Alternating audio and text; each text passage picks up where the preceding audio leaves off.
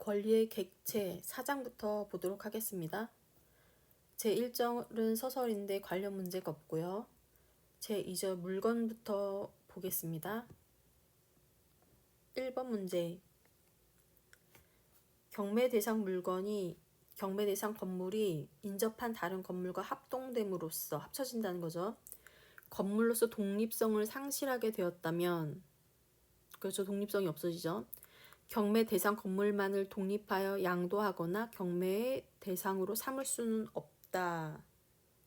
여기까지는 맞거든요. 독립해서 양도하거나 경매 대상으로 삼을 수는 없는 거예요. 독립성이 상실이 됐으니까. 독립하여 양도하거나 경매 대상으로 삼을 수는 없다. 이러한 경우 경매 대상 건물에 설정되어 있는 저당권은 원칙적으로 소멸한다. 이렇게 되는데 소멸하진 않습니다. 그럼 이게 무슨 말이냐면은 소멸하지는 않되 독립하여 양도하거나 경매 대상으로 삼을 수는 없다라고 했잖아요. 그러면 이게 무슨 말이냐면 새로운 건물 합동으로 인하여 생겨난 새로운 건물 중에서 위 경매 대상 건물이 차지하는 비율에 상응하는 공유 지분 위에 존속하게 된다. 이렇게 되어 있습니다. 합동이 됐으니까 그 자기가 차지하는 그 비율에 해당하는 지분만이 존속하게 된다. 이렇게 되어 있고요. 2번으로 넘어가겠습니다. 2번에 보시면 부동산에 부합된 물건이 사실상 분리 복구가 불가능하여 거래상 독립한 권리의 객체성을 상실하고 그 부동산과 일체를 이루는 부동산의 구성 성분이 된 경우라도 타인이 권한에 의하여 이를 부합시켰으면 민법 제256조 단서에 따라 그 건물의 소유권은 부동산의 소유자에게 귀속되지 않는다. 이렇게 나와 있거든요. 결론부터 말하면 뒷부분이 틀렸어요. 여기도 마찬가지로. 민법 제256조 단서에 따라 그 물건의 소유권은 부동산의 소유자에게 귀속된다입니다. 귀속된다. 지문을 다시 보면 부동산에 부합된 물건이 사실상 분리복구가 불가능하다. 이제 독립되지 않은 거죠. 독립한 권리의 객체성을 상실하고 그 부동산과 일체를 이루는 부동산의 구성 성분이 된 경우, 그러니까 뭐 이렇게 부동산이 있으면 부동산의 일부분이 된 거죠. 그러한 경우라고 할지라도 타인이 권한에 의하여 이를 부합시켰으면 그 물건의 소유권은 부동산의 소유자에게 귀속된다. 이 소유권도 이 부동산의 소유자에게 귀속된다. 여기 해설을 다시 한번 읽어보면 부동산에 부합된 물건이 사실상 분리복구가 불가능하여 거래상 독립한 권리의 객체성을 상실하고 그 부동산과 일체를 이루는 부동산의 구성 성분이 된 경우에는 타인이 권한에 의하여 이를 부합시켰더라도 그 건물의 소유권은 부동산의 소유자에게 귀속된다. 그래서 여기 타인이 권한에 의하여 이를 부합시켰더라도 이거는 상관이 없다는 거예요. 타인이 권한에 의하여 이를 부합시켰더라도 그 물건의 소유권은 부동산 소유자에게 귀속된다. 3번으로 넘어가서 보겠습니다.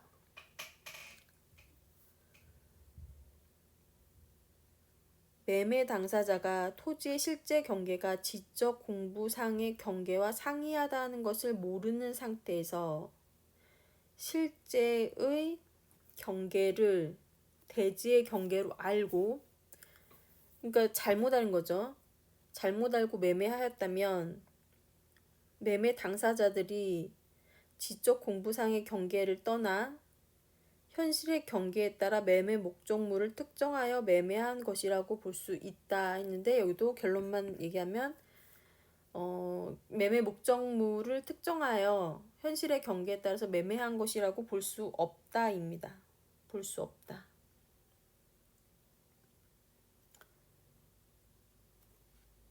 자, 해설에는 뭐라고 되어 있냐면 사실상의 경계에 관계없이 매매한 것으로 보아야 할 것이다. 이렇게 나와 있습니다.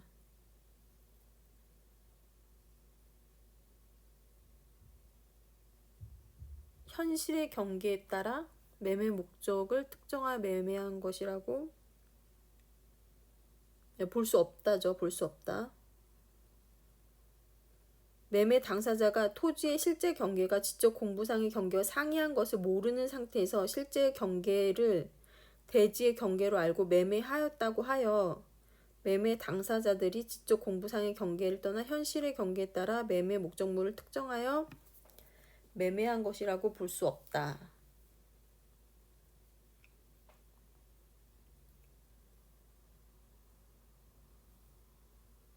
매매 당사자가 매매 계약 당시 구분 점포의 실제 이용 현황이 집합 건축물 대장 등 공부와 상미한 것을 모르는 상태에서 점포로서 이용 현황대로 위치 및 면적을 매매 목적물의 그것으로 알고 매매하였다고 해서 매매 당사자들이 건축물 대장 등 공부상 위치와 면적을 떠나서 이용 현황대로 매매 목적물을 특정하여 매매한 것이라고 볼 수 없다.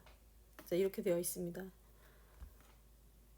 이제 그러니까 뭐 서류상 경계를 떠나서 현실의 경계에 따라서 매매한 것이라고는 볼 수 없다는 거죠.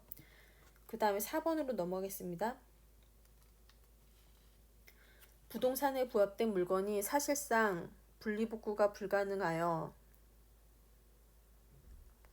거래상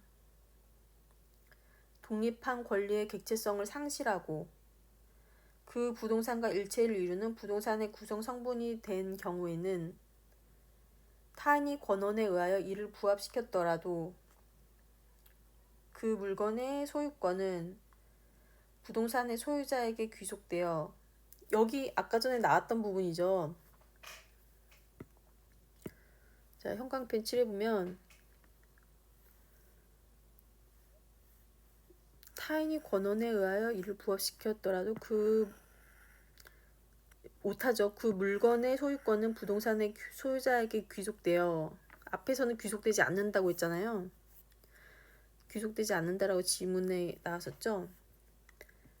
타인의 권한에 의해 부합시켰으면 민법 제256조 단서에 따라 소유권은 귀속되지 않는다라고 나왔죠. 여기서. 그런데 여기는 귀속된다라고 나온 거죠. 귀속되어. 계속 보겠습니다. 여기까지 맞는 거예요. 부동산의 소유자는 방해배제 청구권에 기하여 부합물의 철거를 청구할 수 없고, 부합물이 위와 같은 요건을 충족하지 못해 그 건물의 소유권이 부동산의 소유자에게 귀속되었다고 볼 수 없는 경우에도 부동산의 소유자는 방해배제 청구권에 기하여 부합물의 철거를 청구할 수 없다. 이렇게 되는데요. 부합물의 철거를 청구할 수 있다입니다. 그 두 가지 경우가 지금 있는데, 부합물을 청구할 수 없고, 또 밑에는 부합물의 철거를 청구할 수 있다. 이렇게 나오거든요. 있다가 맞는 거거든요. 그러면 뭐가 다른지 앞에를 보면은 부합물의 철거를 청구할 수 있는 뒷부분 먼저 볼게요. 부합물이 위와 같은 요건을 충족하지 못해 그 물건의 소유권이 부동산의 소유자에게 귀속될 수 없는 경우입니다. 귀속되었다고 볼 수 없는 경우에는 부동산의 소유자는 방해배제 청구권에 의하여 부합물의 철거를 청구할 수 있다. 그러니까 해설이 좀 되게 길게 되어 있는데, 예를 들어서 이제 그 판례 사례가 나와 있어요. 갑과 을과 병이 있는데, 이제 갑의 주식회사가 공장 건물을 신축하면서 인접 토지의 소유자 을로부터 토지 일부를 공장의 전출입로로 사용하는 데한 승낙을 받았대요. 갑이 을에게 전출입로에 승낙을 받았습니다. 그리고 토지 위에 아스콘 포장을 했다. 토지 위에 포장까지 이제 했습니다. 을 소유 토지의 소유권을 취득한 병이 을 토지를 취득을 했어요. 병이 갑 회사를 상대로 아스콘 포장에 대한 철거를 구한 사안에서 이 포장했던 거 치워라 이렇게 했죠. 그랬더니 철거해라 했더니 재반 사정에 비추어 아스콘 포장은 을 소유 토지에 부합되었다고 할 수 없고 을 토지에 부합되었다고 할 수 없다. 그래서 병은 소유권에 기한 방해 배제 청구권의 행사로서 갑 회사를 상대로 아스콘 포장에 대한 철거를 청구할 수 있다고 한 사례가 있다고 합니다. 그러니까 철거할 수 있다. 그러니까 부동산의 소유자에게 귀속되었다고 볼 수 없는 경우 이 포장이